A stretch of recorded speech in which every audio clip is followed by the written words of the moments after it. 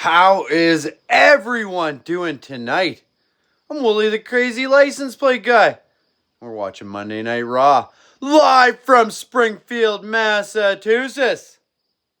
Started off with John Cena. Blah, blah, blah, blah, blah. I only got 6 appearances left, and I'm scared of Brock Lesnar, but I'm going to try and beat him. See you at WrestlePalooza. Blah, blah, blah, blah, blah. That's all that happened. John Cena just come out to make that appearance. What a waste of an appearance. Just saying. Should have 52 matches, not 52 appearances. But whatever. You're going to be an actor, so go do what you got to do.